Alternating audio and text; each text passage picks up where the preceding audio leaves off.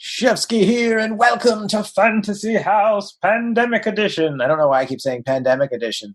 I don't know. There's a pandemic. I guess I'm going to be saying that for a little bit while we're dealing with this stuff, but I'm excited. Every week we have a different guest, and they take us on an imaginary journey through their fantastical fantasy house. They make it up out of thin air. They come up with just personal weird stuff, and there's no limits on technology or money or whatever. I just tell them to just go wild, and they do, and they bring it, and it's fantastic. I think it's just a good exercise for adults to just get imaginative and just be creative on something so deep as their habitat, right? Every beaver needs a dam. We all need a place to live, even if it's not a physical real place. We need to think of these things. Do we need to? I don't know. I'm saying we need. I'm not a doctor. Well, it's the world's only NSFW, not safe for work, real estate podcast. I'm proud of it. I think it's basically if Rick and Morty or Adventure Time, those kind of weird, creative, cartoony worlds, if there was an HGTV show in those worlds, in those universes. So proud of it, stoked about it. Every episode's brought to you by me, Jon Shefsky, your local Southern California real estate agent. I'm your local SoCal realtor. And yeah, there's a lot to choose from. There's a lot of realtors. You throw a stick out here, which is probably illegal right now because it could have virus particles on it, but you throw a stick out here and you hit a realtor. And what sets me apart from the other ones? I don't know. I work my butt off. I do my research. I fight for my clients. I negotiate well. I love just showing houses, providing services, and I'm full-time. I'm hard to the core, man. 2 years ago, I went full-time, and I started getting into real estate because I was investing with my brother, and we were reading a lot of books, listening to a lot of podcasts, and really getting into that whole community of real estate people. And then my brother's like, why don't you just actually be a real estate agent? And I was like, I am pretty much in love with the process, so why not? So I did, and it's just been fantastic. I've helped friends, families, and strangers buying and selling houses. And it's just been super rewarding. And I would love to talk to you about it. So if you want a free consultation over Zoom, that's what I'm doing nowadays, doing Zoom consultations, hit me up. Just send me an email at fantasyhousepodcast@gmail.com or go to my Instagram, Jon Shefsky, JONSHEFSKY. Why not? That's what I always say. And my guest today on this show is just fantastic. One of my dearest friends in comedy. He's a road dog. We've road dogged together up and down the coast. We've slept in hotel rooms together. We've stayed with friends. We've done so much comedy together. He gave me my first writing job. We've loved and lost. We've lost some close friends together. We've just been through so much, and he's such a freaking hilarious, awesome. What did I say? He's a stand-up dude. When someone's a good friend, they're a stand-up guy or a stand-up girl. He's just a stand-up dude. He's always fought for me and just been a great guy, and I'm blessed to know him, and I'm excited for you guys to get to meet him. Rell Battle. Yeah. Now, in the words of the great Angelo Bowers, let us do this. Won't you take it all around the world of fantasy house? You're the host with the most experience in your fantasy house. You don't need money for expensive construction.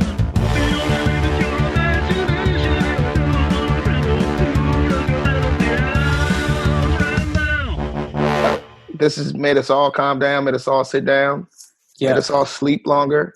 I feel like I've accomplished just as much more maybe because I don't have actual. There's nowhere to go. So chasing, looking up women, chasing chicks. Yeah, that's done, right? There's no clubs to really perform at, so you're forced to go back in. I've been able to catch up on TV shows. I've been able to finish on my writing projects. It's just pretty much gave me a huge time out. Yeah. To just chill. And I don't sleep late anyway, but it's allowed me to just rest, man, and work out. So yeah, it's a good break, Yeah. It's a really good break. So I feel good, man. I'm glad, man. It's good that you're taking advantage of it and taking the positive. If you have a positive, it's like your duty. If you have a positive position and you're able to live all right now, it's like, then you should, Yeah. It's good. Of course. So you want to get back, but, slowing down is important, man. And then try to figure out the next plan, how to continue to make, progress financially and emotionally. But other than that, man, I can't complain, But I live in California. People in New York are probably going through something tougher, So I don't take light of that, Yeah. So good. Do you think people in New York are going through something tougher, like in like the cities, living in like those cramped apartments? The city, yeah. I was Zooming with my friends last night, and it's just like because it's more rampant out there because it's so close. Yeah, to people, and it's just they're scared to go outside. It's just too much. So, so they're feeling it like even just like walking outside is going to be but it's still. You know how they say they don't want people packing the places. Yeah, that's everywhere you go in New York is packed. Like, that's true. Even if you want to go outside to walk your dog, everybody's outside walking their dog. Yeah, you literally have to run through the middle of the street. Yeah. And just run all the way out to the Hudson River and swim away from it, or run. I don't even know the other direction to get. And then New Jersey's got horrible outbreaks too, even in those suburban areas. So California, we're doing pretty well. So I feel cool, but I'll start worrying again when it's time to open back up. That's where I'm at. Yeah, is it time to open up yet, or like what's their plan? I mean, I think we're in phase 1, so we got a couple of beaches are open. I don't know the details of how the phases go, but I feel it's starting to come back to normal. Yeah, I'm starting to see that. So we'll see what happens. That'll be when you'll get nervous again, when you're like, oh, people are getting too comfortable. Yeah, bro. It's gonna start getting bad. I think the world changed for the next couple of years. It's gonna be changed, but I don't think in a bad way. Yeah.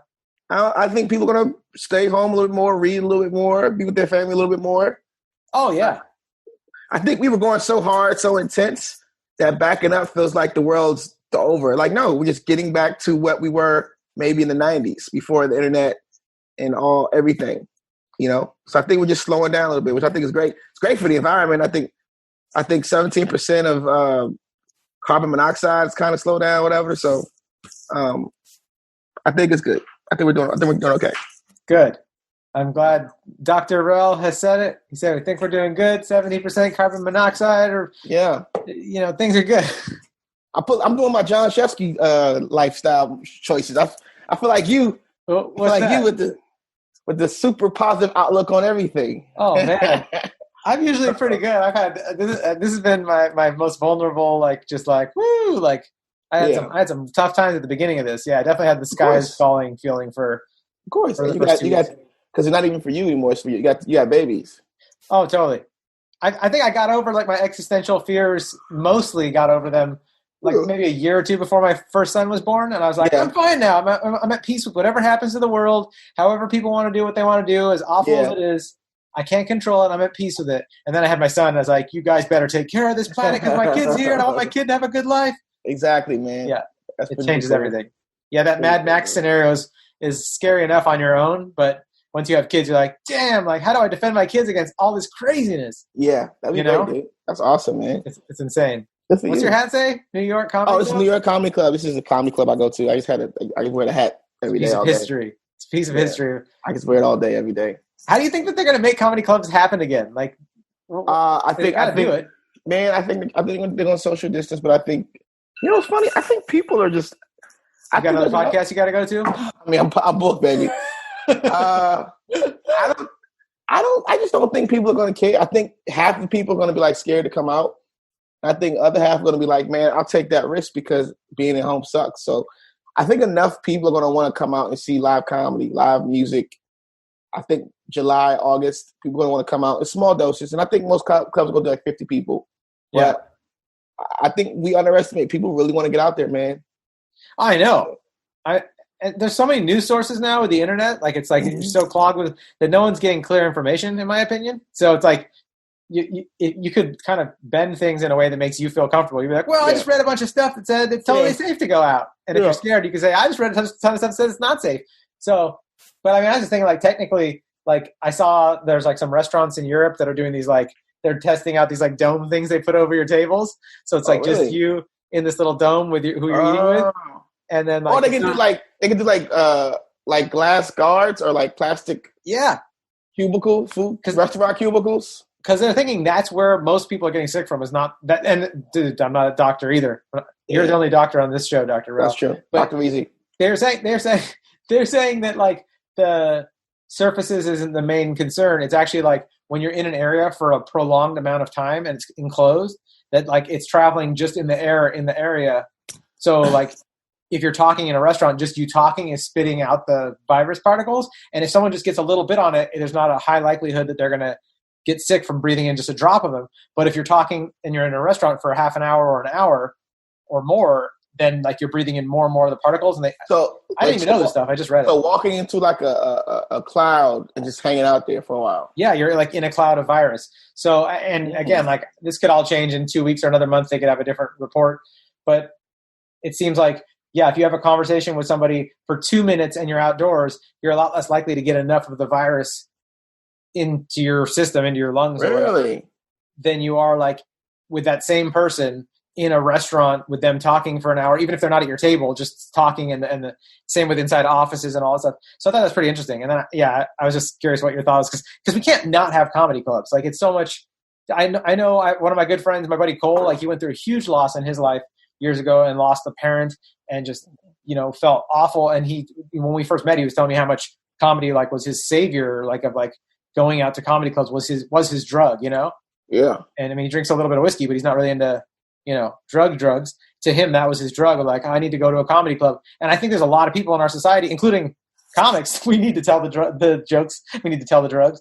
So it's just like, they're not going to not have comedy clubs, but how are they going to manage like getting people to feel safe? I don't know, man. They got to figure it out. But when they do, I'll be down to perform later. I'm thinking September. I'll come back. I don't know. They open in August. I'm gonna see. I'm let that first wave of people go out. You can let everybody else test it. You guys cool? It's been 2 weeks. You guys don't feel sick? Cool? Okay, really cool. I'm gonna let that first wave go, and then I can holler, man. I gotta think about me, Shefsky. I know, dude. You gotta be smart, man. You protecting yourself makes it one less person that somebody else has to worry about rescuing or exactly. Taking care of, or I don't want anybody to have to take care of me. So yeah, that's the whole flattening the curve theme, is being selfish and saying, I'm not gonna go out and get this disease because I don't want to cause you guys any trouble in the hospitals. Exactly. So that's how I feel about it. I figure every week that goes by, though, they'll figure out a better medicine. They'll be like, hey, like echinacea tea and vitamin D, we figured it out, so you guys can go back even if they don't have a vaccine. Like, right. I'm interested to know when the things will be back to normal. When will it be like January again? I wonder, man, because the shockwave of this thing, like economically, how are people gonna like? How are we gonna deal with like the economics of it? Like, is there gonna be like a huge amount of the jobs that don't come back, and then are we gonna have like those heroin problems of everyone that didn't get their jobs back? That's just gonna be doing drugs and being miserable and crime, and I don't know if it's ever going back to the normal, but holy fuck, I want to hug, like my parents are in France and I want to hug them and kiss them. And I know they want to see their grandkids. My wife's parents, I want to hug those motherfuckers, and seeing friends. Have you seen anybody? I've seen, who have I seen? I got a buddy in San Diego who's been locked in his house for 2 months straight. Yeah. And I was like, you got to have some kind of human interaction for your own mental health. So he came up Friday. The friend you stayed with when we went down there, when we road dogged down there back in the day? That's right. Okay. So, and wait, did you stay? Maybe I did. I might have stayed with you there too. Like a night or something, right? Yeah, I probably did. Yeah. Okay. Yeah, Asian kid, Anto. You might have. Right on. Yeah. And so he rented a house in Venice, and we just went over there and had steaks and hung out and watched Jordan documentaries, and that's where I was at when I called you. Was he happy? Did he cry when you guys? No, he was just happy to see people, to hang out with to talk to somebody else, not on FaceTime. So we had a good time, man. We had a really good time. So that's the only person I've really seen, and people at Trader Joe's. That's about it. Dude, the first week that this shit happened to, I mean, literally, like, I live in the suburbs. I have like a neighbor like walking their dog by, or like a family from somewhere in our housing tract like walking by. Like, I would wave and like almost just cry, and like, hello, hello, human. Like, I just I want to see you. I want to feel you. I want to see somebody. Just give me the middle finger. Who cares? Yeah. Call me a tard, dude. Yeah, throw something. Throw a bottle at my head. Like, give me something, man. Yeah. How has it been with, like, it's got its wife and kid. Like, it's like you guys are together constantly. Oh yeah, it's definitely a challenge, and I've gotten my wife upset probably 5 times. I've had her screaming at me, telling me I'm too paranoid, and that we gotta loosen up. I mean, I got on her the other night. Not even got on her. I just was like, she drinks a couple shots of tequila at night, Yeah. And I was like, do you think it's safe to like drink tequila like every night, like that, it weakens your immune system? And she just like looked at me and she's like, I'm barely hanging on here, just trying to handle. And I'm just like, I'm just saying, because I just don't want us to die. That's all. You think I want to die? I'm like, oh my god. You told your mother, your wife, or your 2 children. Yeah. The woman of the house. Maybe you should slow down, baby. You got more balls than me, son. Man. But I usually don't say much. And I like if someone asks me like what's up, then I'll just spill my fucking guts, and then that's when I get in trouble. So if you don't ask me, I'll try to keep my mouth shut. But yeah, it's definitely a challenge, and like I'm like a new germaphobe.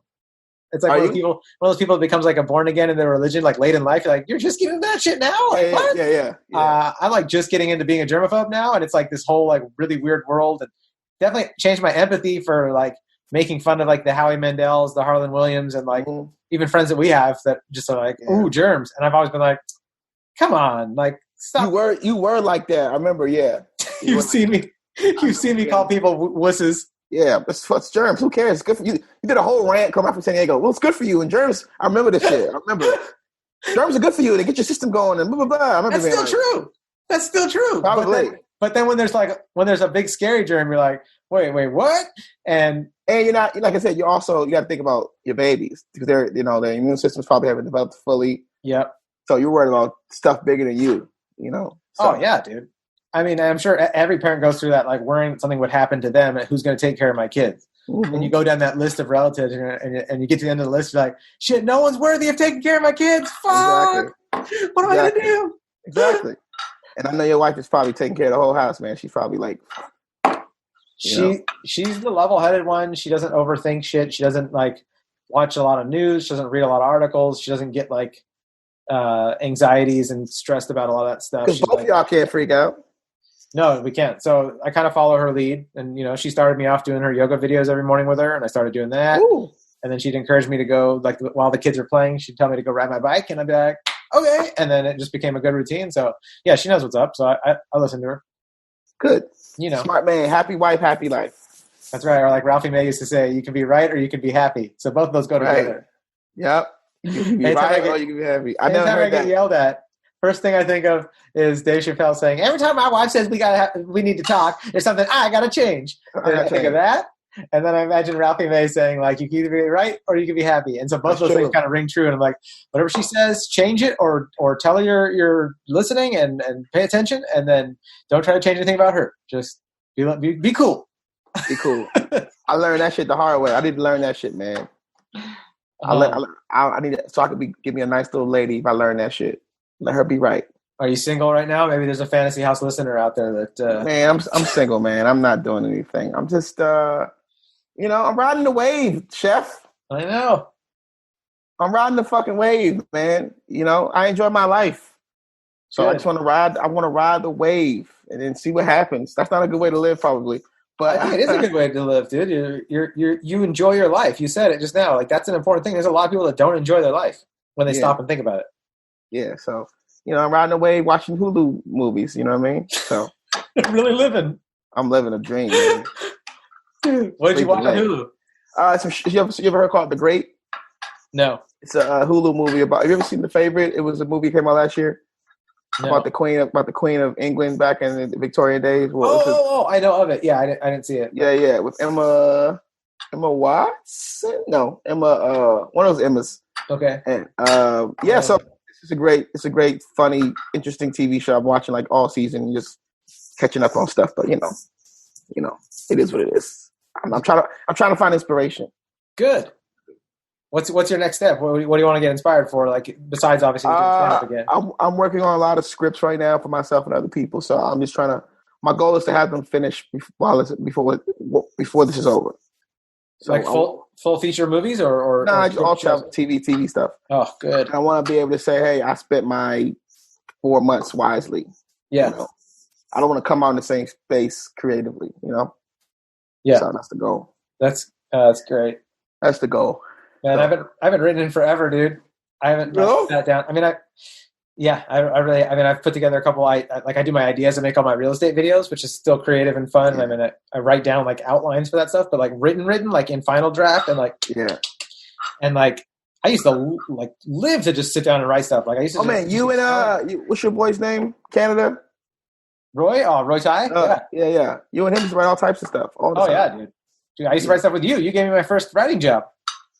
Oh, that was barely a writing job. Oh, dude, that was my first gig. I was like, I remember getting that first check and like my eyes watering. Like, it's happening. I'm officially a writer. $400. Oh, dude, I don't even care. It could have been $3. It felt so real. I was so great. Yeah.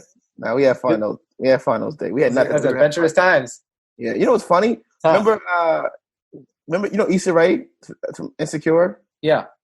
So Insecure on HBO? Yeah. She was one of the other people in there with us.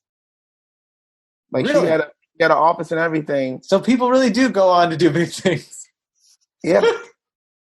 And then she just kind of stopped coming, and then she just got an HBO deal, and now she's 4 seasons in. That's awesome. Oh, that's great. It's crazy, right? Hey, did you see that one show on HBO? Speaking of HBO, not to change the subject, but to keep it the same, with the spaceship. No, the cruise ship in space.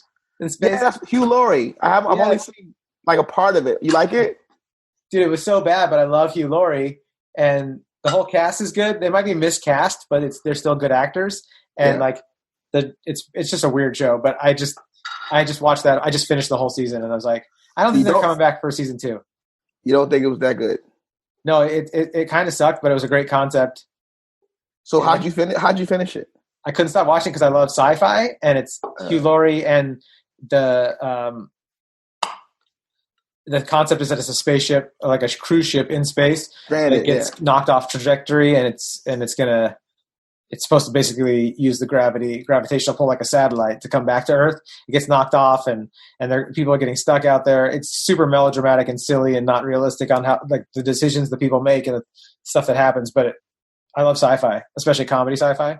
So you were able to watch a TV show that you thought sucked the entire time. You just had to finish it. I was telling my wife we were watching it, and we were like, every episode would end, and we'd be like, it's almost like a drama. It's like drama writers trying to write a comedy, you know? Oh, yeah, yeah. And no offense, I'm sure there's some brilliant people working on it, but it just didn't come together. And we were looking at each other, and I was like, it's like one of those shows where it's like, I won't stop watching right now, but like, I feel irresponsible recommending anyone watches it. Yeah. But I just thought about it because you mentioned HBO, and they usually have such killer shows. So it's crazy when they have like one that's kind of a flop or didn't work out right. Yeah. So I tried to watch it, man. I watched like the first 10 minutes. So like, this ain't for me. Yeah. I turned that shit off. But it's mad creative, man. I'm excited about Steve Carell's new show, Space Force. Yeah. Which it's also kind of sci-fi and comedy, and Steve Carell. Carell, dude. And creators from Office, right? So right, Greg Daniels. So I'll give it a shot. We'll see what happens. What's your dream show right now? Like, if you could just have any show made like next year, what would you do? That's on TV now? No, that you could make. Oh, that I could make, man. Something weird and irreverent and super fucking hood. Like just like this, just like they can do this on TV. You know what I mean? That's what like everybody likes. It's hacky, but everybody loves Atlanta for that reason. It's like literally they could have a whole episode with this, storyline, climax, first, second, third act, and the next episode just be a long ass commercial. And it's like no fucking rules. And I want to just do one season of that shit. Oh, and so be like, yo, remember that show? Like Dana Carvey show? Like, remember Dana Carvey show? Yeah. Like it was gone, but it's before its time. That's all I want. You know what I mean? Now's the time to do that. I want a show that lives in infamy. Yo, that shit was hard, man. People didn't it didn't catch on, but it inspired a lot of people. You know what I mean? Totally. You ever seen the writing staff on that show? Oh, it's all hitters, all heavy hitters. Oh my gosh. Non-stop. So yeah, something like that. That'd be a goal. A goal of mine if I could, But I gotta talk to Mr. Hollywood. Is there still a Mr. Hollywood? It's a lot of gate. It's still some gatekeepers. Yeah, I'm sure. There's just less of them, right? There's less of them. Yeah. And the internet has become a gate. So they're still out there somewhere. You know what I'm saying? Oh, you want to go to your fantasy house? Yeah, why not, bro? Let's go there. Let's fly the fantasy house drone over it and see what are we looking at? What's it look like? What shapes and colors? We're in the South, man. We're deep in the South. We're like deep in the South. Arkansas, Texas, a lot of field, right? Okay. It's a goddamn amusement park. Oh, beautiful. I mean, you walk in, it's like a place where you don't see no lakes, but we got water. You know what I'm saying? You go there, it's just a stupid amusement park. You don't really see where the houses are, but it's just like fucking slopes. You got creative pieces. You got like Ninja Turtle section, and you got all my kids shit. You got like big on fucking. You would think like, where would the Power Rangers live? It would be this place, right? Where would the Power Rangers live? You have multiple training facilities of all different types of martial arts, from kung fu to taekwondo to jit kung sundu. It's Bruce Lee shit. Sounds delicious. You got a laser tag area. That's where I go work out in the morning. Wait, laser tag is your workout? It's exactly the workout area. Every day you gotta be prepared. Because this is the type of place where somebody's gonna try to come and take your shit. You gotta be prepared for all types of situations. You're so successful that you have to be paranoid about losing it? You gotta be prepared. And I would do my own security. That's how gangsta I am. I would do my own security. So you gotta train in laser tag, right? Live rounds in the real situations. Okay. It's an amusement park. It's fucking huge. I don't sleep there though. This is where the people see me living at. Like, Barack can sleep in the White House. He had an apartment up in fucking by the mall. But the world needs to know that he slept in the White House. Is that true? No. Oh, okay. I believe everything you say. You're very. It always didn't make sense to me that why would you stay and spend the night and sleep in the place that everybody knows you're at? If you want to kill the president, you know where he's at 2 a.m. I bet they're not there that much though. I bet they spend the night out just out of like having to do their meetings at places all the time. But they have a living quarters upstairs or some shit. I would assume why would the whole world knows where our leaders are? I can't understand that. No, that's a trip. Like even the Pentagon. Nothing crazy's happened in all this time, right? Yeah, never. If I'm burn down back in Lincoln before Lincoln. If I'm a terrorist, I know the Pentagon is. I go find. You know what I mean? He's always assumed you got to have a cover. You got to have a cover place in a real place. Like the Pentagon's probably in, fucking Albuquerque or some shit. The real Pentagon's in Albuquerque, New Mexico. Exactly. I want a Breaking Bad. I want a gangster ass Lord of the Rings door, right? Where the real Gandalf is the only person who can open it. Okay. He's like Heimdall from fucking Idris Elba and Thor. Okay. He has to put the sword in the door. That's the key. You don't do key. We do swords. Sword? That's your key. That's your house key. That's my house key. I go, Heimdall, I'm home. He puts the key in, turns the lock. Ultra Frost opens at whatever the fuck it was called. Alba Frost. That's how I walk to my fucking house. All right? The shit is fucking laid out. You got, I got 2 naked bitches from Luke videos in the 90s. They greet me with robes as I come in every single day. You got a double staircase, those big ass staircases you walk in. Yeah, like a really nice southern house that has a nice southern house. Yeah. Which direction do you want to go upstairs from? That side or that side? Right. Which unnecessary staircases did you have this weekend? So weird. And I go, you know what? I'll take the elevator. That's the type of shit I do. Right? Yeah. I go in this motherfucker. I walk straight back. I have 2 sides of the house. One side is like a game room. It's where I pay like fucking we rollerblade, and I got the bowling alley on the left. Right, this is the front of the fucking house. We didn't get to the basement yet. Yeah. We walk in. The kitchen's in the far back or whatever, where I have not a kitchen. It's a goddamn food court because you never know what I want. You know, I might want some barrels. I might want motherfucking pizza. I might want a healthy meal. I got the vegan option. I got the southern food. My mom comes over. That's what she's gonna want to eat. Whatever. All right. But now the food court just stays open 24 hours a day. I might not ever order at that place, but they better have fresh, prepared food. No matter what. Hey, I don't eat it to the homeless. I'm not mad.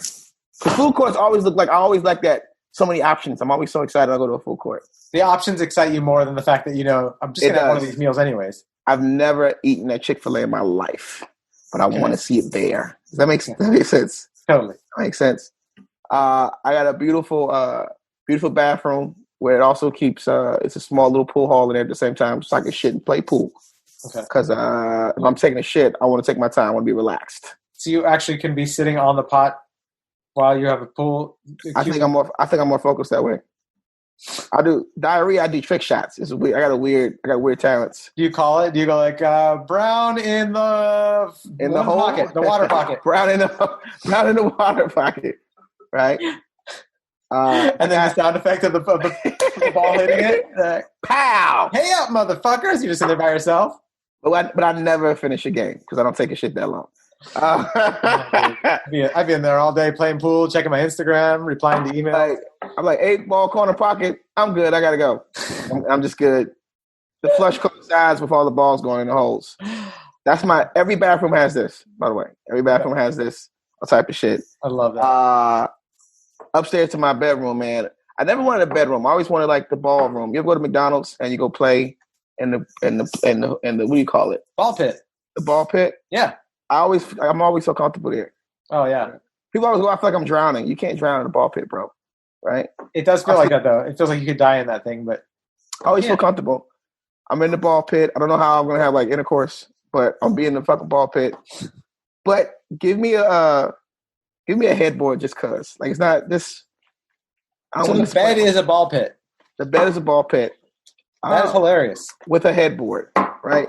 Different colors of balls, right? That's how we do it.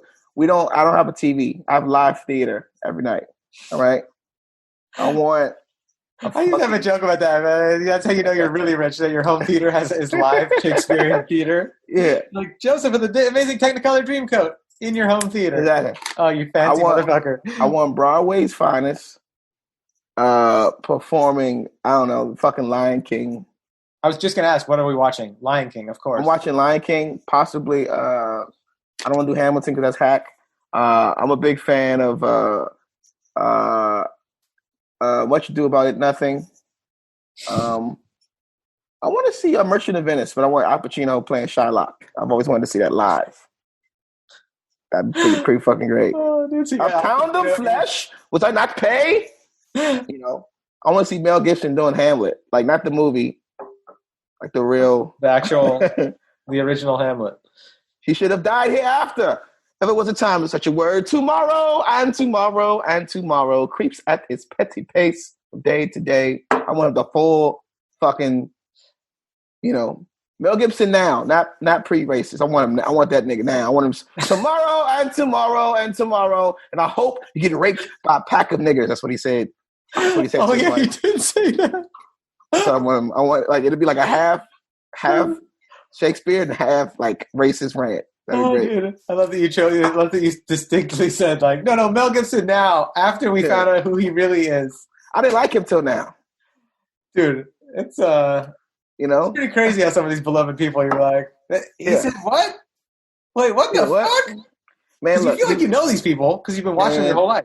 He was so good in The Patriot, I would have forgave him. Oh my God, I agree. I love The Patriot. He was amazing. Niggas do come in packs sometimes, guys. Come on. Mel, whose side are you on? Yeah, he's great. It'd be funny if Mel Gibson came down and sat behind you on the couch. I was like, how you doing? How you doing, buddy? I'm like, it's fucking Mel. That's where I'm staying, John. I didn't want to say something. Like, yeah. You can't not love the guy you already loved. I love you for 10 years. I can't stop loving you. I can't be seen with you in public, but I can still love you. Live theater, every house. You gotta have some for every house. And for the ladies that come over, I got the vagina monologues. That's downstairs. I'm thinking about them as well. It's very kind of you. I got a basement. To get to the basement, you gotta go across a moat. That's very important to have moats. People don't respect moats. Like moats used to be the shit. You would think everybody would have a moat in their front yard. I'm trying to bring moats back. You feel me? That's my goal. Full of alligators, vicious. Texas, Florida, alligators only. I don't New Orleans a little nasty, right? Are people going to die like regularly? It's a normal statistic when they come to visit Rell. Every couple of years, someone does die because of your alligators. Listen, man, you want to watch the fight on fight night? You gotta go to the basement. So you go there at your own risk. That's how I look at it. So what is it? So there's a moat around like an entryway that takes you down underneath the. You go to the basement, and the basement is a lake. It's there. It's a body of water there that's built in, man-made body of water. All right, and there's a moat, there's a bridge, there's a drawbridge. You got to go down. You got to ask a question and answer it. What kind of question? An impossible question, like who killed JFK? Like you just can't like a chicken and egg type of thing. Mm-hmm. The moat's there, and you have this amazing basement full of games and football and basketball. It's like Dave and Buster's in the basement, right? But you got to get past the moat. So I doubt it's more than like 4 people there. You got a concert hall, performers. The basement's going to be the place of the house. You can go outside at the back of the basement so you see the beautiful amusement park I have prepared for you. Where you can ride any ride you want from a mix of, you guys didn't have this when I was growing up, but we had a place called Wild World where I grew up in DC. Yeah. Which was like Adventure World and fucking Six Flags. Yeah. And it had the greatest ride. It had this ride called the Great One. It was this creaky ass wooden fucking roller coaster that you were gonna die on. Everybody knew you were gonna fucking die on. It was the most fun in the world. We had Colossus out here. Colossus, yeah.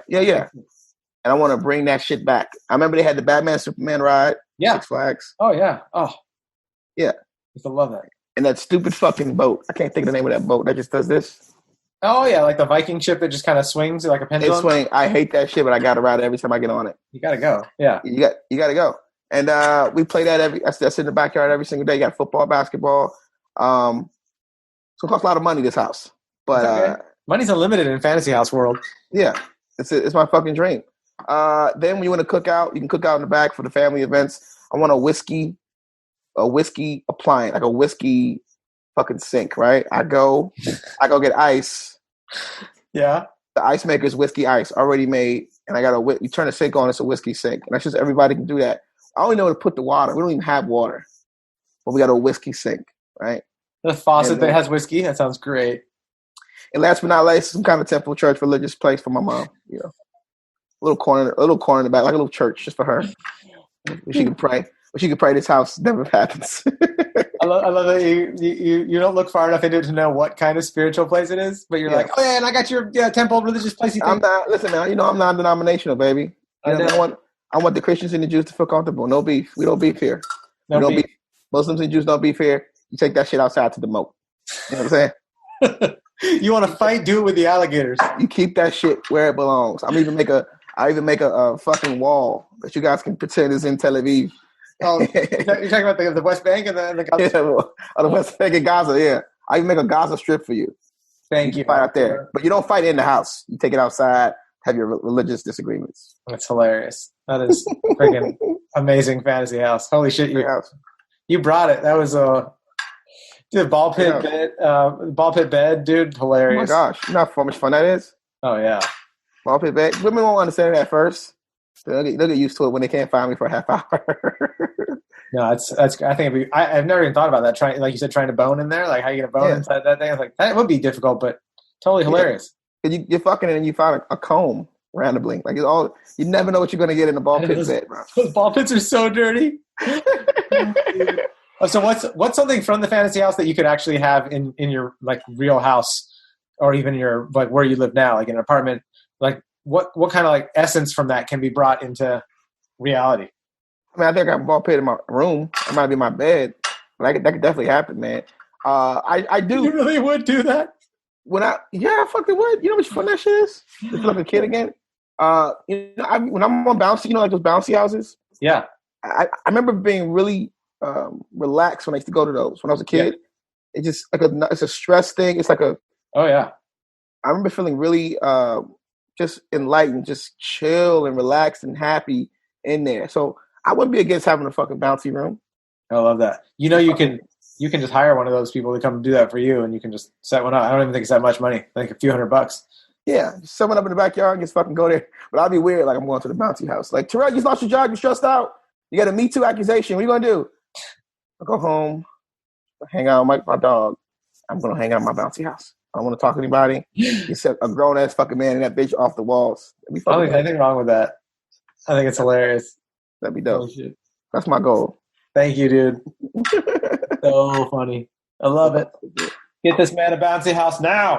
Yeah, that's my goal. Ready for it. How can people find you? Where should they look you up? Hey man, you know me. Call Chef. You know I'm very private, so I gotta call you to speak to me. You want to speak to me? I gotta go through you. I'm on Rell Battle everything, man. I made it simple. Rell Battle, Twitter, Instagram, Facebook, whatever. Or if you mad at something Jamar tweeted, don't text me because I gotta hide. Gotta hide. You don't want to deal with Jamar's problem. You're not his. You're your own security at your fantasy house, but you're not Jamar's security. I got my own bullshit. I gotta do. Jamar just loves to antagonize the public, and it's hilarious. Yeah, it's fucking great. He's a troll. He's the 6ix9ine of comedy. He is, but he's actually talented as shit. He's such a goofball, but yeah, he is talented. He is super fun. Dude, well, I'm so stoked that I got to make some comedy with you. This is awesome. Me too, brother. Thank you so much for letting me do this with you, man. Hell yeah, I love you, dude. I love you too, Playboy. Be safe, Chef. I will be safe. Thanks for having us at your fantasy house. I feel like a hashtag blessed guest. To come by and hang out.